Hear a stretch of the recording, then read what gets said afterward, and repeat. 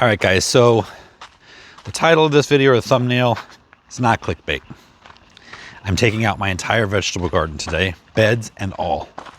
If you followed me for any length of time, you know that for the past few years, I've had Bermuda grass and bindweed and root knot nematodes taking over all of my beds one by one. There's 4 beds down here under this Bermuda grass. They're a completely lost cause. 3 of these beds are full of bindweed. Some are worse than others. Look at this one. And 3 of these beds are bindweed. And the left top bed is completely taken over by Bermuda. When you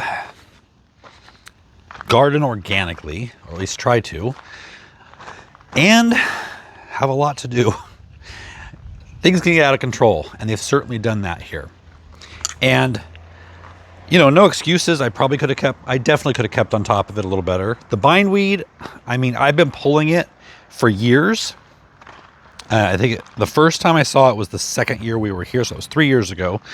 And I've been pulling it every year, but the problem is when you have crops in the bed, all you see is the tip top like this right here. And you can pull that, but it does nothing unless you get the root out. And so it just kind of grows under all the plants. And then when you take the plants out, you see what a mess you've got. Now this year I went non-organic, as I told you, and I even used Roundup.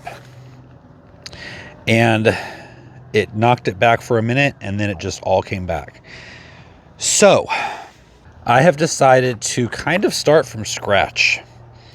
And at first, I was really annoyed, angry, sad that I was going to have to do this and all the work that's going to entail. However, like I said before, I always, in a mistake or in something that doesn't go as planned, it's getting warm, and I got a few hours of work ahead of me, so I'm going to get in the shade for a minute.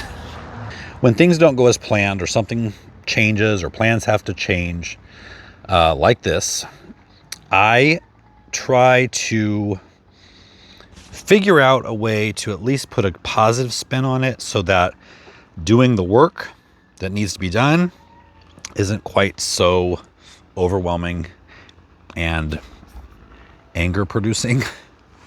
So we moved here in the fall of 2021, and we worked all winter terracing this space and building the walls, and putting in the raised beds. And it was kind of a race against time because I needed to have it ready by spring planting, right? I mean, gardening is my living, and so I had to have a place to garden, and this was it. So while I thought about the design and layout of the beds, it was rushed, and I needed to get it done. And so there's a few things that I've never been super happy with. The first thing is, you know, all the beds, the real only easy entry is from this side. Over there, there's a retaining wall against there, so you have to kind of hop up. I was going to put stairs, but then that wasn't really going to work. All the entrances to the beds are here at the wall side, and then they go out, the paths go out from there. And so, you know, if I walk in here and harvest something, but then I got to walk over there, I got to walk back this way, over this way, and down. Which I know isn't the worst thing in the world, but it's not as convenient as it could be. And honestly, I could only really learn that by having them laid out in this way and then experiencing it myself, which I did, and I have for the last 3 years. And because I practice companion planting, check out my book, great Christmas present, by the way. I plant a lot of flowers in with the edible crops. And when you have beds this size and they're laid out in this way, it's not the easiest way to do it because you're constantly have to think about the balance. If it's a 4x8 bed, you have to think about the balance of edible crops with companions. Now, if you've only got a small garden, that's totally fine. 4x8 beds are still, I think, the best way to go. But when you've got a large garden and you've got the space to put in probably more flowers than you need, which I kind of want to do, just for aesthetics, the 4x8 layout could be improved upon. So here's my plan. To continue with the Mediterranean theme, because this is part of the Mediterranean garden, what I'm going to do, well, first of all, we're going to be taking everything out that you see except for perennials. So we've got rudbeckia, we've got asparagus, chives. I think that's about it for the perennials. So those are all coming out probably today. Joel's coming over to give me some help. The perennials are coming out too. However, they'll be saved for when we replant. And then what I'm going to do is there's going to be one entrance, still one entrance to each of these terraces, but it's going to be right here in the middle where this chair is. And there's going to be a 3-foot path going all the way down the center. And then there's going to be a 3.5-foot bed on each side running the length of the terrace on both of these two levels. And I'm going to be repurposing these beds. They are 4 feet wide and I need them to be 3.5. So I'm going to be cutting a 1/2 foot off of each bed, which will be a little bit time consuming, but it has to be done for this design to work. Now these 3 beds up here, which were my tomato beds, they're only 3 feet wide. And so those are actually going to move all the way down to the bottom where all of this Bermuda grass is. And they're just going to line up along here, right along the wall, all the way down. It's the same width as up there, so they'll fit perfectly right in there. Now, I'm not going to have to make any new beds for this project. All of these are going to exactly fit what I need. Like I said, they'll just have to be made a little bit narrower. And then I'm going to bring in the formality of an Italian garden or a French potager. I'm going to have the bed that's going to be running along the wall here and on the back wall up there. Those beds are going to be 12 inches deep, like my asparagus beds. So basically those will move up there and here. So those will be in those spots. And then the beds that run along the front of these terraces are going to be 6 inches. So when you stand down here at the bottom, there will be a stair step all the way up of flowers and vegetables. Now, to bring more formality to this as well, all of the beds, you're not really going to see the wood of the beds because all of the beds are going to be surrounded by a tightly clipped short, the same height as the bed, so 6 to 8 inches for the short beds and 12 to 14 inches for the taller beds. Tightly clipped rosemary hedge. So all of the garden will be very distinct paths, orderly beds surrounded by a nice green frame. That's the idea right now. Now up on this top, I had toyed with this idea before in a couple of videos back. We're trying to keep most of our paths wide enough so if we ever get a gator or golf cart or something like that, they'll all be able to fit. So instead of the beds up here, we're going to replace them with gravel.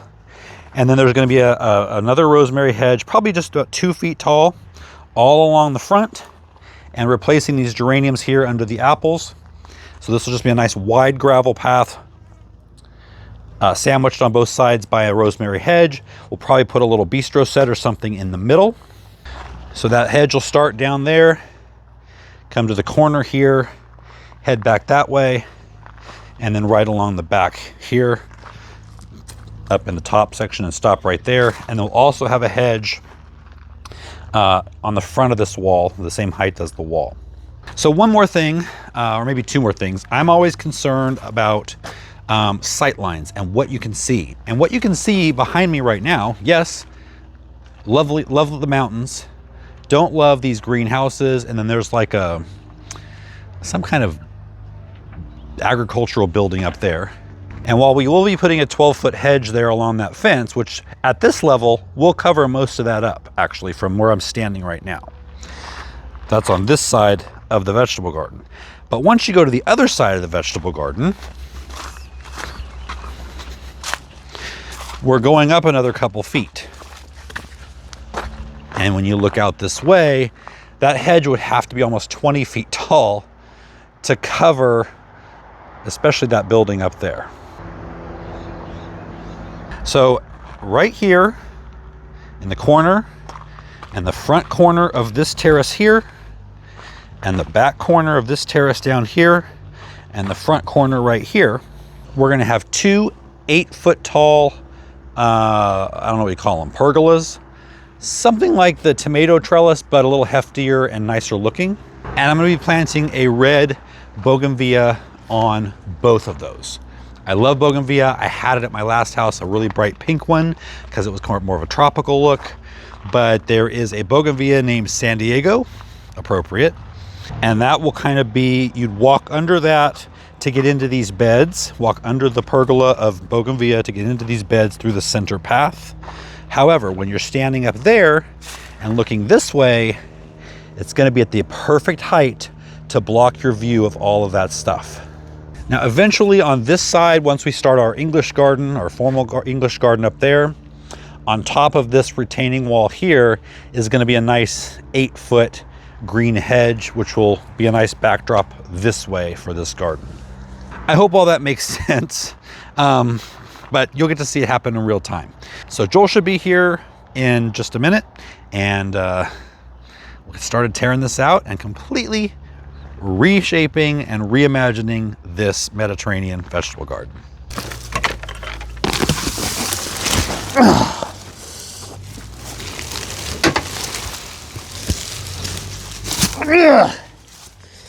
Wise guy, eh?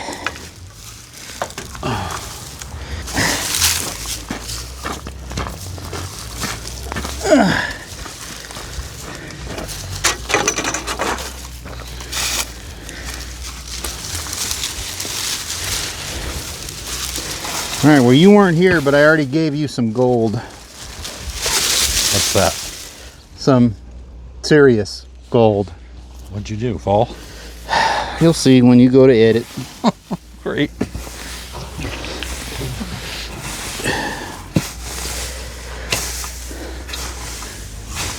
Oh, shoot. Bang. Huh? Bang. I need to set my alarm. What's the matter? I got the live stream at 2. ¿Qué hora es? Huh? ¿Qué hora es? I don't know. It's like... Hope Hey, it's you not got 2. 45 minutes.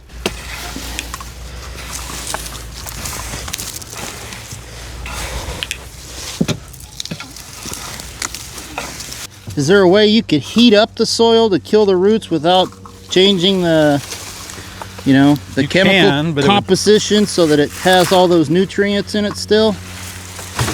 I don't know if it would kill the nutrients. It would kill probably all the good bacteria and soil enzymes and stuff. But it takes months to do that, and the winter's not the best time.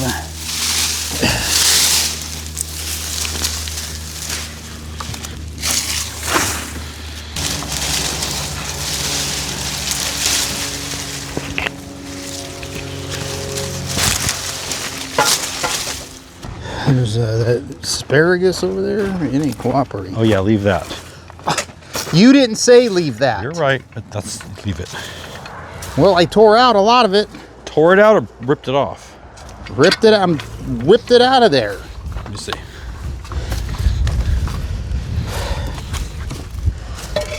Where? Here. Okay, well that's it. No, well don't throw them away. Just leave it.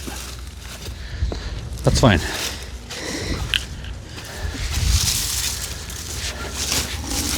My bad.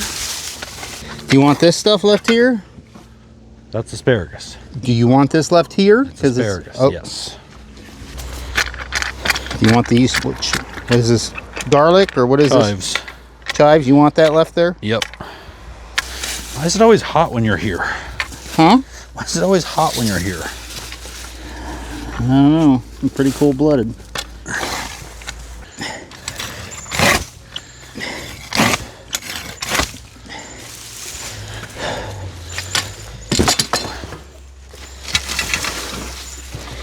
And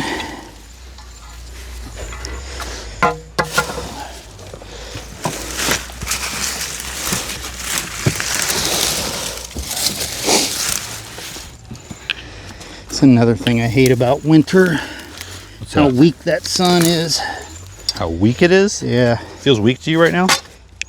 It feels like if this was summertime, it was like almost 7 o'clock. Well, this isn't summertime though. That's what I love about winter. You like fennel? I love it. Why? Fennel seed. Oh no, fennel root. Nope. Never used it. Do you like licorice?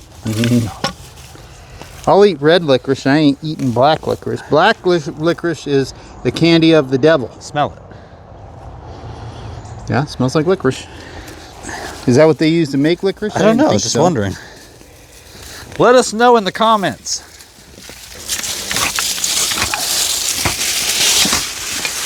We got a bunch of carrots over here. No. They all self-seeded in the path.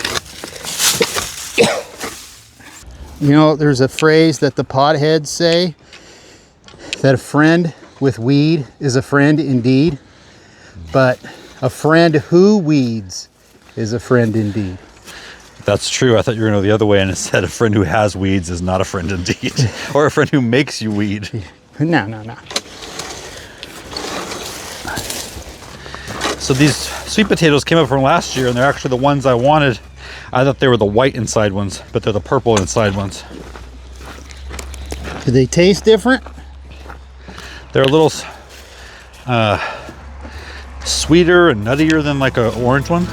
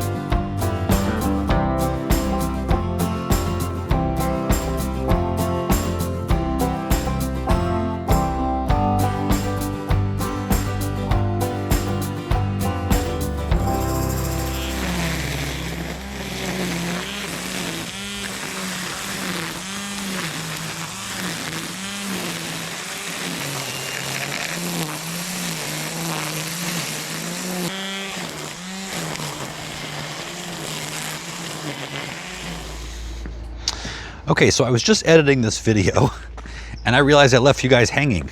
I didn't have an ending to it. So we're a few days later. I'm actually filming like 3 different videos at the same time, so I got a little confused. But let me show you how we finished off here with Joel. So all the beds are cleaned out except for the perennials. Weed eated down here, so you can finally now see the outline of the beds that are down here. Now comes the next decision. Do I get rid of all of the soil that's in these beds, which would then get rid of the weed seeds and possibly the root knot nematodes? As I'm saying it, I know what my decision is. I didn't a few days ago. I was going to possibly keep some of this soil, sift out the roots of the bindweed, but you know, if you miss one. So I was going to take that soil and put it in the bottom of the deeper beds and then put, 6 to 12 inches of new on top of it. But now I'm thinking, if I'm going to all this trouble anyway, why not just start over?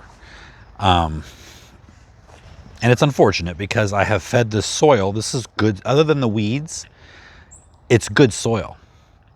And so, and new soil is so expensive, but man, I just feel like I don't want to take this chance. I want to start fresh. And then if a seed blows in from a bindweed or something, I will know what it is and I'll get on top of it faster. I didn't even know what this was the first year we had it because I had never seen it before. Anyway, something I got to think about, but I think I know the answer.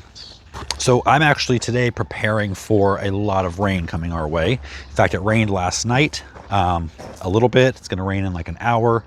But then tomorrow, we're supposed to get up to 2 inches of rain tomorrow. That is not normal for here. That's very rare.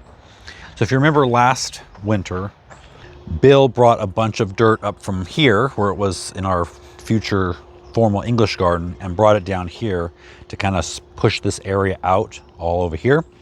And then during the winter last year, we put tarps and sandbags to keep that dirt from kind of eroding down the hill.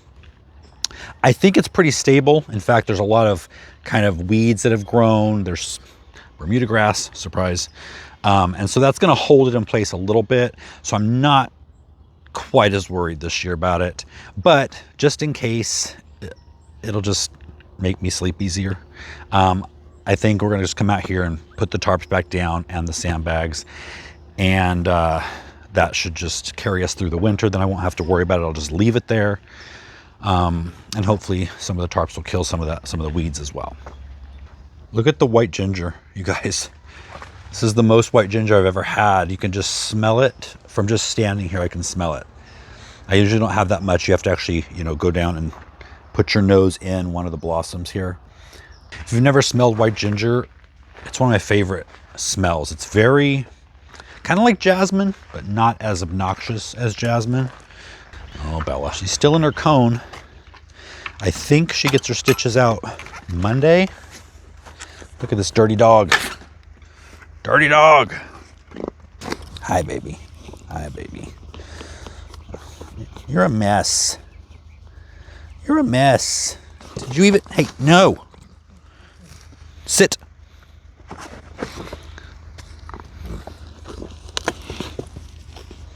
Did you even sleep under the roof last night, or did you lay in the rain? You don't look dirty enough to have laid in the rain. All right, so I want to show you something. I have another video coming out of me actually doing it, but now it's done, and so I want you to see it because I'm just really excited about it. So I knew that I wanted to have a mailbox for the cottage. Nobody's ever going to get mail, but it would just kind of add to the authenticity that someone lives there. A couple years ago, replaced our mailbox. It was old. It's like on a post with several others, everyone who lives on this little lane here. And so we replaced it, and our neighbor saw us replacing it, and she asked if she could have our old one because her old one looked even worse than ours. So we said, sure. So I took her old one. It was all rusted and just, I stored it in the cottage. It's been up there for 2 years, and I finally spruced it up, painted it, put it out here. I'm really happy with the way it looks. So you ready to see it? So I painted it to match the cottage door and the trim.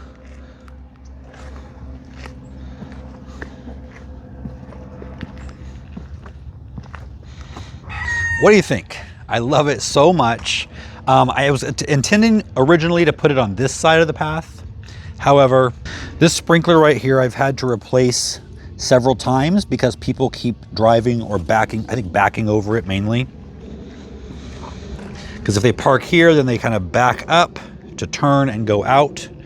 And so I've had to replace that more times than I want to do it anymore. And it makes it really hard because it's got the gopher wire around it. So you have to kind of pull that back, dig down. So I thought, okay, well, putting this mailbox here, at least they'll see it in their rearview mirror or their window, or their beeper, backup beepers will go off. So that will keep that one protected.